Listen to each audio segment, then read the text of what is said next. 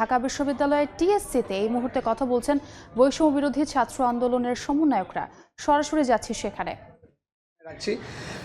সার্বিক বিবেচনা, সার্বিক যে সিদ্ধান্তটি হয়েছে, আপনারা জানেন আমরা ঢাকা বিশ্ববিদ্যালয়ের 3টি জায়গায় এই কার্যক্রমটি চলছে, টিএসসি, ডাকসু এবং সেন্ট্রাল ফিল্ড বা জিমনেশিয়ামে। তো আমাদের এই শুকনো খাবার আর না নেওয়ার অন্যতম কারণ হচ্ছে এগুলোকে আসলে নিয়ন্ত্রিতভাবে ঠিক জায়গায় পৌঁছানো। যেহেতু শুকনো খাবারের যে এখন রান্না করার সামগ্রী বেশি জরুরি, আমরা প্রায়োরিটির ভিত্তিতে কাজগুলো করতে যাচ্ছি। আপনারা ইতিমধ্যে দেখছেন যে আমাদের যে কাপড়গুলো ছিল সেগুলো প্রায় পাঠিয়ে দিচ্ছি। কাপড়গুলোর দায়িত্ব নিয়েছে মূলত আর্মি। তারা তাদের নিজস্ব তত্ত্বাবধানে, নিজস্ব ট্রান্সপোর্টের মাধ্যমে এগুলো তাদের তত্ত্বাবধানে রাখছেন।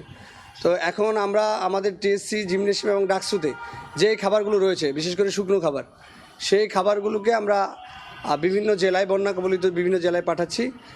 বিশেষ করে পানি এবং এটা প্যাকেজ তো যাবেই, আমরা প্যাকেজের বাইরেও যে খাবারগুলো আছে সেভাবে আমরা ওই বন্যা কবলিত অঞ্চলগুলো আজকের মধ্যে পাঠানোর চেষ্টা করব। আর আমরা নতুন করে, এটা খুব স্পষ্ট করে বলছি, কালকে ফেসবুকের মাধ্যমে হয়তো আপনারা জেনে থাকবেন, নতুন করে আর কোনো শুকনো খাবার, কাপড় এটা আমরা নিতে পারছি না। নতুন করে শুকনো খাবার আর কাপড় নিতে পারছি না। এবং আমরা আগামীর যে গণরান্না কর্মসূচি, এটা আমরা কুমিল্লা 4টি স্পটের মাধ্যমে শুরু করেছি এবং এটা ধারাবাহিকভাবে বন্যা কবলিত যে অঞ্চলগুলো রয়েছে সেখানকার আশ্রয় কেন্দ্র বা বিভিন্ন মন্দিরকে কেন্দ্র করেও কিন্তু এই রান্না কর্মসূচিটি চলছে। ও বিভিন্ন মন্দিরের যে রান্না কর্মসূচি চলছে সেখানেও আমরা এই খাদ্য সামগ্রীগুলো পাঠানোর চেষ্টা করছি।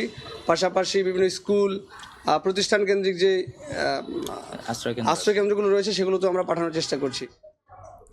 সরাসরি যুক্ত ছিলাম ঢাকা বিশ্ববিদ্যালয় টিএসসিতে।